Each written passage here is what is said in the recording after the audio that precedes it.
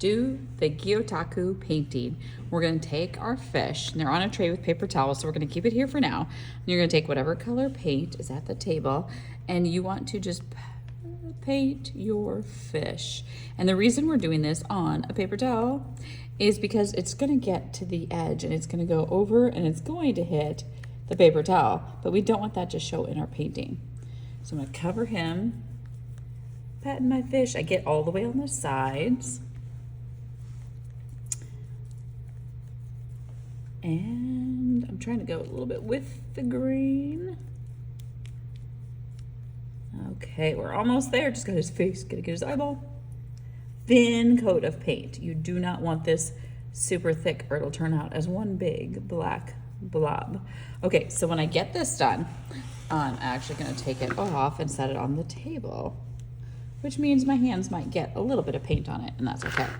But we want a clean surface to work on. If your surface gets dirty, you know where the paper towels are. Then I'm gonna take my piece of paper and I'm gonna place it down. Now, we need to pet our fish. So I'm gonna hold it with one hand. And really what I'm trying to do is I'm gonna try to fill the tail. If you look closely, I can see it coming through. And I know he's got a fin up here somewhere. Gotta rub it all over. We wanna get those scales showing. We wanna get the fins. And here, where's his face? I'm gonna see if I can find his eyeball. And I'm using the flat in my hand. I'm not really poking at it. Get the side. I'm almost there. I can't wait to see what it looks like, but I'm gonna take my time getting all of this. Okay. I think I'm ready. You guys ready? Okay, let's see how it turned out. Excellent. Now, the second person that goes, you will just take your fish and you put it back on. Each table has a different color, so you can just put this one. It's gonna stay black. And then you just keep going and you would just paint a second layer. If it's really got a lot of paint already there, you do not need to worry about that. So you just do the same thing. Have fun. The first step in this project is to create your watercolor. You can do it however you would like. I did watercolor paints. If you would rather just do construction paper or markers or whatever, that is fine. We just got done with the watercolor unit, so you should know how to do this.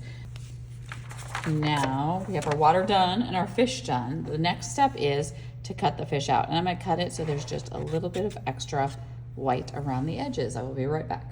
My fish is cut out. So now I'm gonna take a glue stick and put glue on it. So what I would do is I would take the lid off, of course, and I would put quite a bit of glue all along there. And then you're gonna take and you're gonna press it down wherever you want it to go. That is completely up to you. It doesn't have to necessarily go in the center.